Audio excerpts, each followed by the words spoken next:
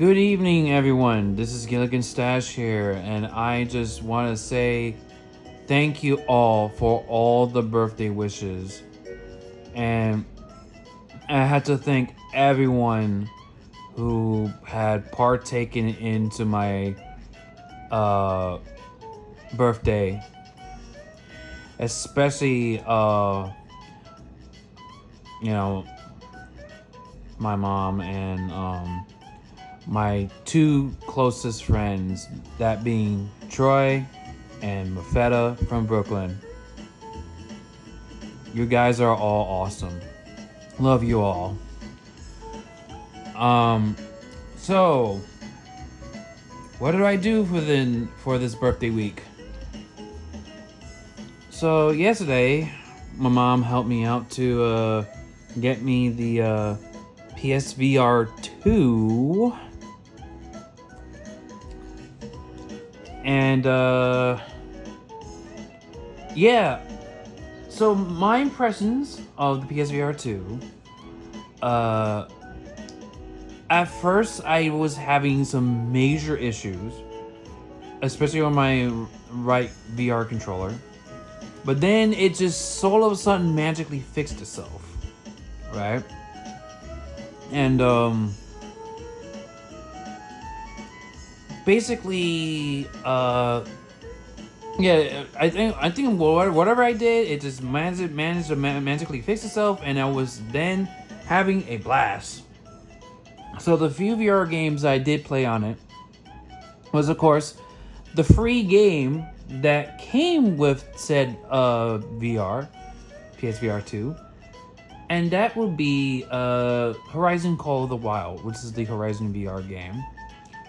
Having a pretty fun time with that one, to an extent. But then I played Resident Evil. The honestly one of the most anticipated, at least VR modes of a certain video game, and that is Resident Evil 4 Remake VR. That one was fantastic. It definitely, like I said, this is like, I hardly dabble much into VR as much, so it did took me a while. But man, I was just having a blast with that one. And actually, if anything, all the VR games I play, it's a fun fucking time, to say the least.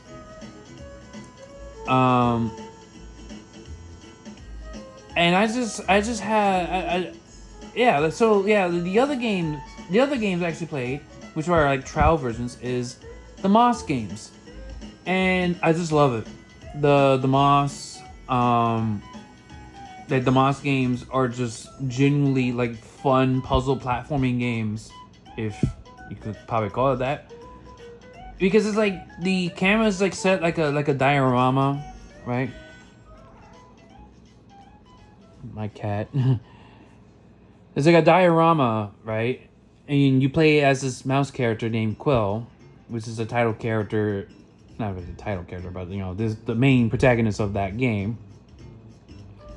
But yeah, it is just genuinely fun, and you could even give Quill some scritches and pets.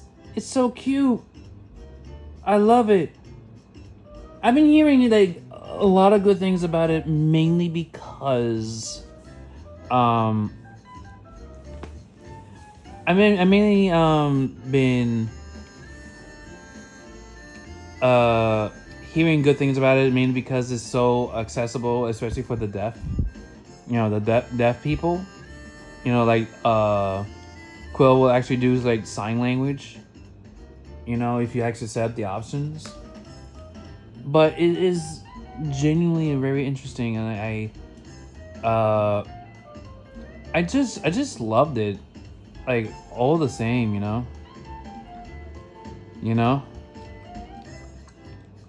And the last game I played, the last VR game I played, well, technically, yeah, is the new Ghostbusters game.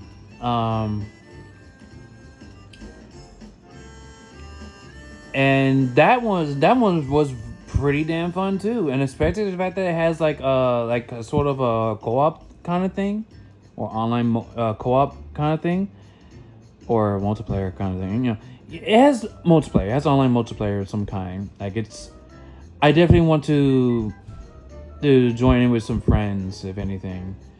If y'all want to hit me up for some Ghostbusters, it's called Rise of the Ghost Lord. That's what it's called. Definitely hit me up on PSN. I think it was called Gilligan's Stash. But yeah, let's see. Since I've been like showered with like game gift cards and some money and stuff, it definitely gives me quite a bit of a boost up to not only buy like a few games, but to get a good head start on saving up that dough for that Switch 2. And I'm gonna do my honest to God best to save up that money for that Switch 2. I think I'm gonna need more than $400 saved up to actually just buy the whole experience day one. You know, gotta be prepared. You know. So speaking of games, I did bought some. I think in terms of digital games, I actually bought something from the Xbox. Finally enough, for the first time in a good while. And that will be Crazy Taxi and Spyro Reignited Trilogy. And here's a couple of reasons. For Crazy Taxi, I just wanted to get it because the game's gonna get delisted off of Xbox and all other platforms, which is very shitty of Sega to do. And it just really sucks. But yeah, playing a little bit of that, I'm just reminded, playing a little bit of Crazy Taxi, you know, for the first time in a while, I'm just reminded of why I honestly prefer The Simpsons Road Rage over Crazy Taxi. Actually, yeah, it's honestly like a fucking quote unquote clone game that actually just feels better, it plays better, and has arguably more content than Crazy Taxi ever did, as far as I remember. I think the sequels might have done more, but it's like, especially Crazy, but I don't know. People are saying that there's not that many people that actually would like, I don't know, I haven't heard too many people talk about Crazy Taxi 3 all that much, let alone Crazy Taxi 2. So I don't know if that may have more content than The Simpsons Road Rage. The Simpsons Road Rage has so many characters, quite a hefty amount of environments, not like Mario Kart levels of map selection, but it's pretty hefty and it's big and do all these crazy stuff. It's really fun. It's actually done by most of the same people that would then work on The Simpsons Hit and Run. You know, like the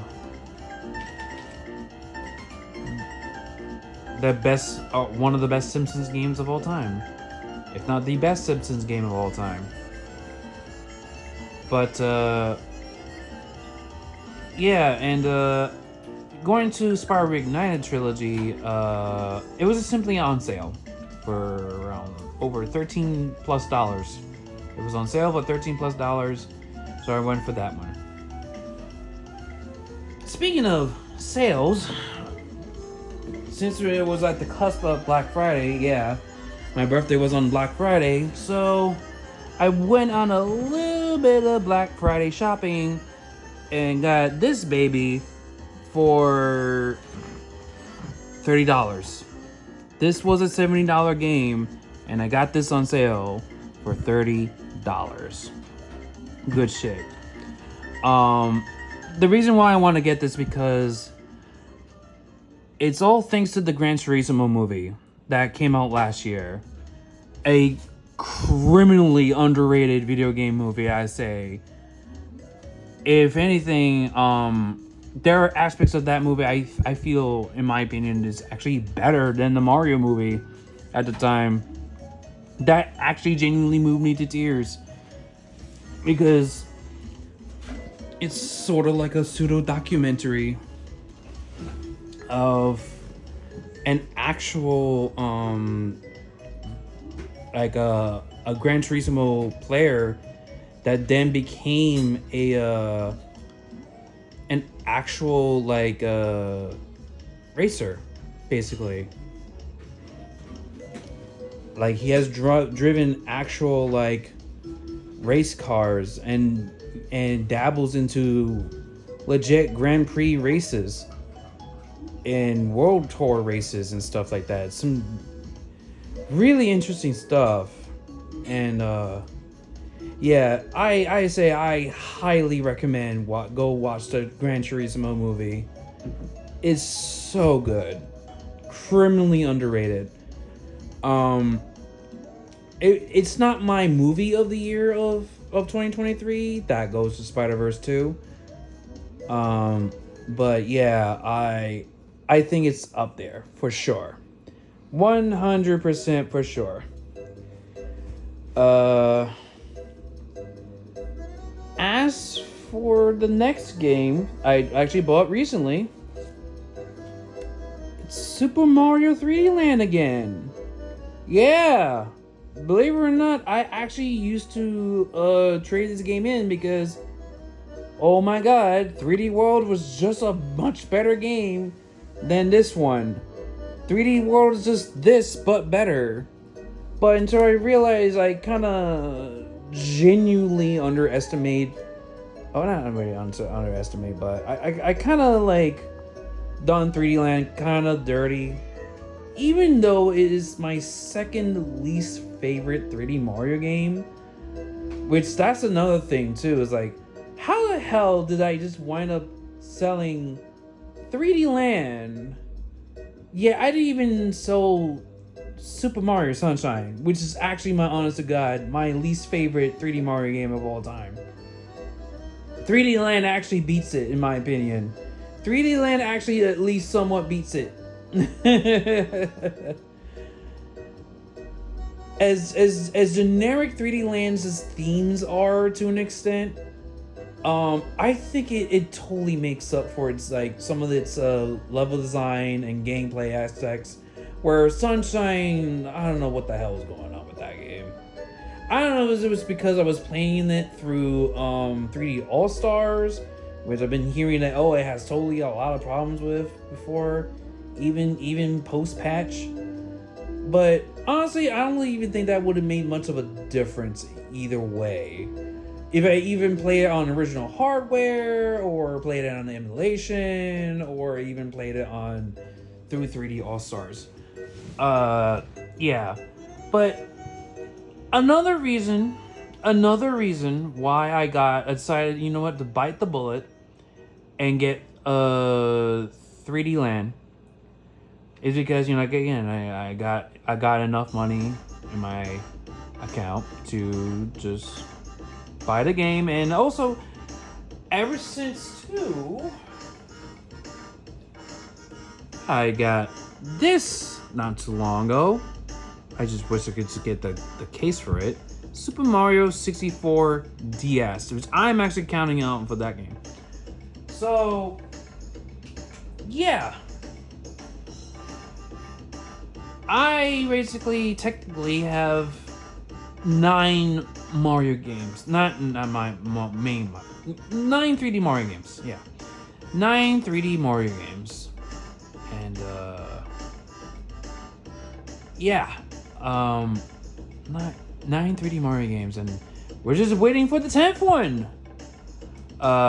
They're just coming to Switch 2, the next 3D Mario game. Just can't wait for that one to be announced. and I'm definitely gonna have some big plans for that type of collection too.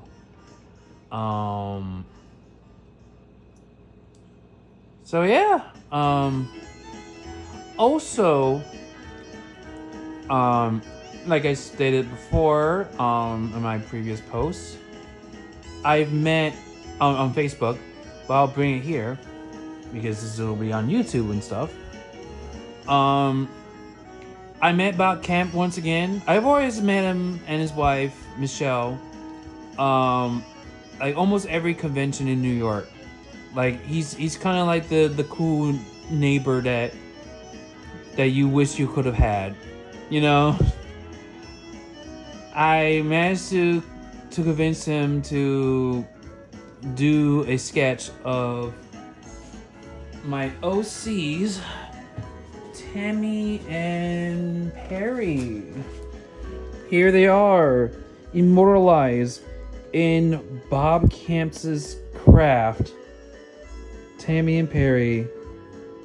And again, the fact that he's still working on SpongeBob as well, this is kind of a big deal.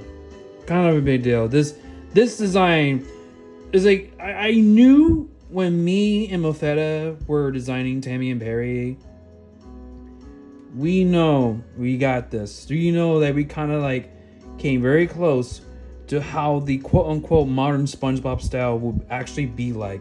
We perfected it.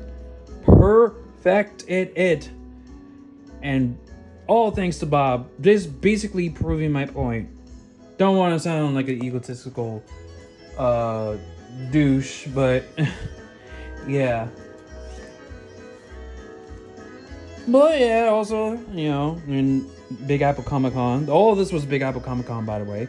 I got an autograph from Tony Daniels, who was the voice of Gambit and Wolverine from the Marvel vs. Capcom games, and also the X-Men cartoon series, amongst other stuff like Red Dead Redemption, and he was holding the tiger, and all that stuff.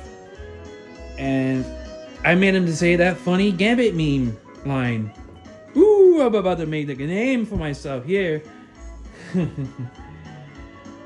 And speaking of, I also got John O'Hurley to recite a line for something special.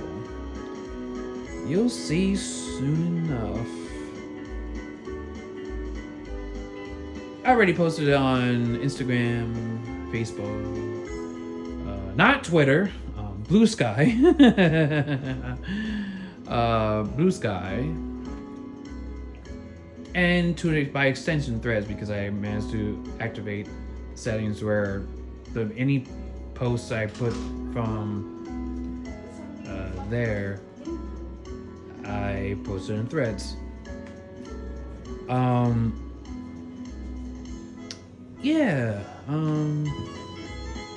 So I guess that's about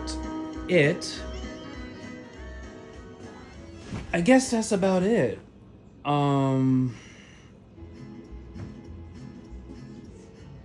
Oh, right. Actually, this one last thing. I basically, me and the boys, Troy and Mofetta had a great time. We played Super Mario Party Jamboree. We watched the latest death battle of Bowser versus Eggman. And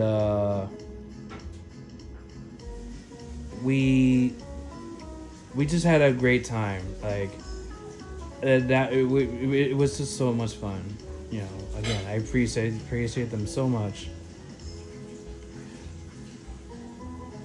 And yeah, and other news. I've heard the news about Kevin the Sea Cucumber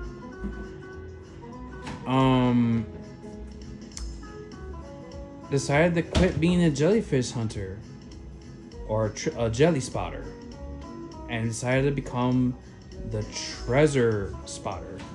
emphasis on my finger, treasure spotter. And he's going on a treasure hunt or treasure spot to find a certain piece of treasure that will basically unfold the events that will transpire in the world of Bikini Bottom.